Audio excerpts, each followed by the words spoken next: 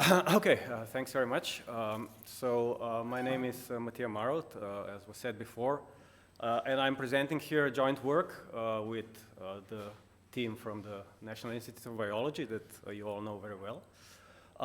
You probably don't know me because I actually don't come from this field. I come from computer science. What we are working together on is what actually Rock mentioned before, is whether and how we could detect some of the vibrational signals in the recordings automatically. And this is actually just the first study that I'll be sort of try to present you, and hope you'll find this interesting. Okay, so yeah, apart from that, please excuse me, of course, since I'm not from the field, maybe my terminology won't be very consistent. Okay. Good, so the motivation, I guess, is clear already. If we have recordings, and if you know that we are working with the team here, you know that this will be field recordings in the meadows that we already saw now. So we have these recordings. Oops, I'm not very good with this mouse, but let's see if the sound works. Okay. So this is one example. I won't play it all. But of course, we have such recordings, and as Rock says, we can have many of them, hours and hours, and tens of hours, and hundreds of hours. It's very difficult to annotate those manually. And of course, the team at NIP did a very good job at annotating them, a lot of them manually. And of course, if an expert annotates this, then they may, of course, say, okay, here there'll be some creature vibrating with some type of a signal and so on, and there will be another one here and another one here and here. But of course, our motivation is whether we can detect and classify this kind of signals in these kinds of recordings automatically. So whether and how good a job can we do with such classification. So this is the motivation. It's clear, and of course, there is lots of related work, but not, I think, for vibrational signals. But of course, if you look at bioacoustics, there is a lot of work there on automatic detection of, signals that are used either in, I don't know, for monitoring or checking animal health or behavior, reproduction, and so on. Usually, these kind of models are species-specific. Because, of course, the vocalizations, if we're talking about bioacoustics, are different. You have models that work for birds or for rodents or some for primates or whales or elephants or whatever. And you have quite a lot of work there, and you have some solutions already working, like Deep Squeak, which is some sort of tool that is used for rodents and actually was shown to work for primates as well. Or, of course, you have lots of models for birds. As actually also commercial applications of going out and recording bird sounds and finding what bird they did and so forth. So there is lots of related work there, but not just there. Of course, also in other, let's say, acoustic scenes which are not biological, but for example, what we can sort of also study is how people do detection and classification of, let's say, acoustic scenes and events in acoustic scenes, which can be, for example, urban monitoring, so monitoring what goes on in the city, for example, via sensors, or sound event detection in domestic environments, and so forth. So there is quite a lot of related work in other fields that we can look at and start from. Of course, how this kind of detection and classification is usually done nowadays.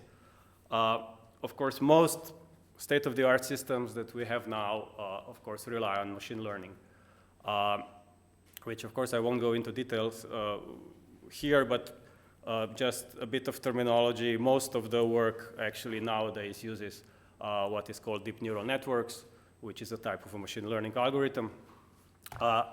And basically, even though the name is very fancy, these neural networks are just nonlinear functions of a lot of parameters. So millions or tens of millions or hundreds of millions parameters. they're not intelligence, they are functions, but you know, it's because they have so many parameters, you can basically train them. Oops, what's going on? Okay. You can use data that you have that is already annotated. So for example, you have an input recording, and you know what type of recording this is. So, okay. If you know what this is, you can try to, of course, learn such a model to recognize what this is. And this is basically the approach that in all these machine learning fields is nowadays used. And of course, our goal here was that given the recordings that we obtained from NIP, try to train such a machine learning model to classify it. And of course, how we did that? First, we gathered a data set that we will train the model on, so an annotated data set. Then, of course, we needed to choose what type of network we will take. We needed to train this kind of a model. And of course, then we had to assess how good it is. So try to define some measures and measure, you know, how accurate are we with this kind of thing.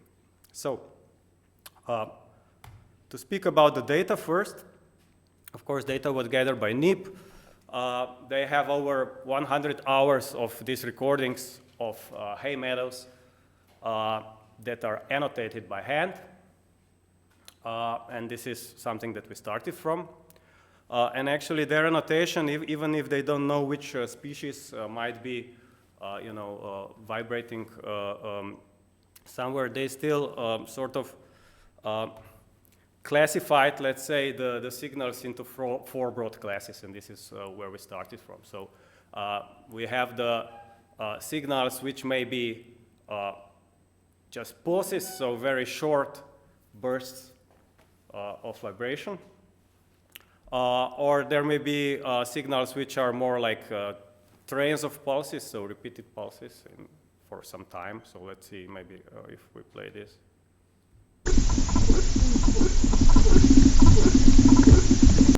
Probably something like that. We might have signals which are more sort of have a harmonic component to it. Let's see if this. All field recordings, so maybe things are a bit mixed. I'm not sure if this is it. Or maybe we may have signals which are, let's say, classified as complex, so this is sort of a mixture of all these things together. Yeah. Let's see.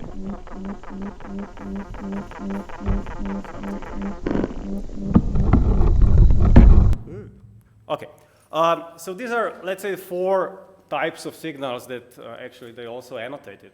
And this is where we started from. So we said, okay, maybe we can try to train 4 different models, each for one type of signal. So maybe one model will try to recognize the complex vibrations, the other one the harmonic vibrations, if I say so, one these train type vibrations or pulse vibrations.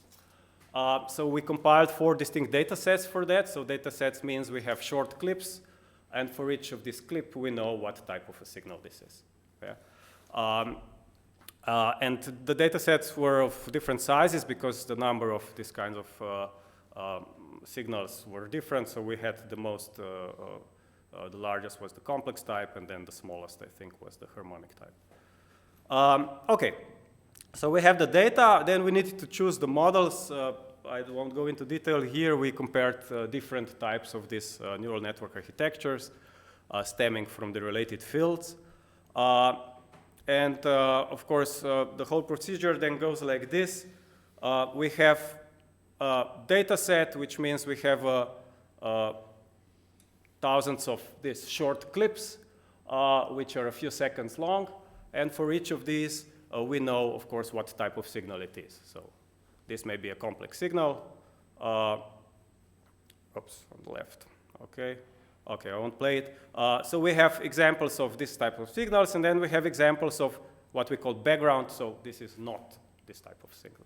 So it's something else. It's probably just noise, or maybe it's another type of signal, but it's not the one that we are predicting. Okay, so from these audio clips, we calculate the spectrograms.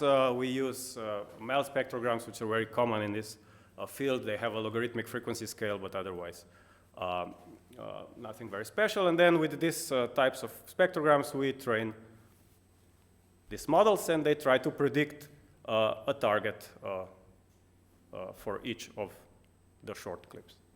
So they try to predict whether something is a complex signal or whether it is a background. Okay. And of course, once we have a trained model, then we can take an unknown clip, so an unknown recording, whatever long it will be. We take this individual short samples out of it, and we use the model to actually try to predict whether, you know, the first few seconds are complex or background, and so forth and so forth. So we basically get a sort of an annotation of an unknown recording. Okay. Once we sort of trained our models, we needed to assess how good they are. So we needed to measure their accuracy. And one very common measure here in the machine learning community is based on what's called precision and recall. I don't know if you are very familiar with these measures, but they sort of measure how accurate the predictions are and how many of the actual target claps we predict. And next to precision and recall, there are sort of these two measures are sort of they are balanced one in each direction. So we have what we call an F1 measure, which is a sort of a mean of both of these. If we leave that aside and see what we got, maybe I'll give some examples so that you'll get a feeling of where we came. So when we trained the model and then estimated their accuracy, we had 4 models, so one for each signal type. Their accuracy was quite similar, so 0.85, meaning 85%. So 0.5 would be a random classifier, something that would just randomly say whether, you know, it's one type of signal or another. And so 0.85 is not random, it's better than random, so quite a lot better. So it seemed quite good. I say, okay, that's very good. We found no large differences between different types of models that we tested. And we found that you know, the length of the clip that we had, so how long does it have to be to actually be able to recognize something, that 4 seconds was quite good. So if we take a 4-second chunk of a recording, we can make quite good prediction. We could take longer chunks, but it wouldn't be any better. Shorter, it would be worse. So 4 seconds, for example, was something that was okay. But however, when we sort of then dug deeper into this results, we actually found that our model was performing, better for the complex and trained signal types, where we had more training examples, basically. And it performs quite worse for the harmonic and pulse signal types, where we had less training examples. And just to give you an idea of, for example, how we perform on a real recording. So this is just a spectrogram of one of the field recordings. This is actually 10 minutes of signal recording in a hay meadow. And what you see up here, these 2 lines, the yellow one, so the upper one, is what the human labels say, what type of signal is there in this recording. So where you see that this is high, this means that here the humans labeled the recording as containing a complex signal type. So there is some vibration there, it's of complex. So you see there is quite a lot of vibration here, and then here, and then here. So these are human annotations. And below, with white, you see what our model predicted. So you see that this match up quite well. So for example, here in the beginning, we get it okay, and then we get okay, and here and so forth. So most of the time, the model actually makes quite a good prediction. There are some errors here. Maybe we can listen to a few of these examples. For example, here in the beginning, it's very clear. The signal, and we also make quite a clear prediction. Also here maybe another example. This is less clear, it's much more subdued, but still we managed to actually pick up what's in it. Here we have just background, so let's listen to the background. So, of course, background still means there is noise and all these kinds of things, but we classify this correctly. And we have some of course, false detections also, so where we say there is some signal, but there isn't. But there are not too many of those, so let's see. Will I be able to play this? Maybe if I click on it. No. Sorry. Doesn't work. Okay. So this actually works quite well. And also for the sort of train signal type, no?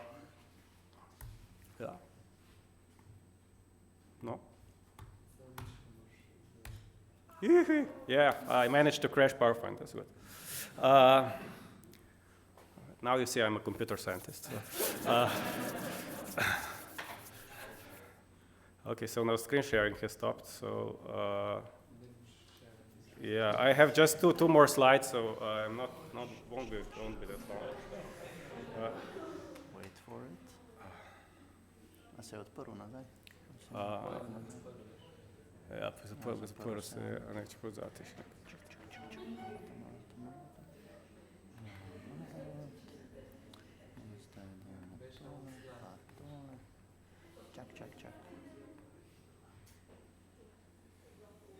Evo vidiš ki? Aha, vidim je. Okay, sorry. Okay, well. Okay, sorry for that. I'll be short to finish this. So just to say, so this is example of quite a good detection.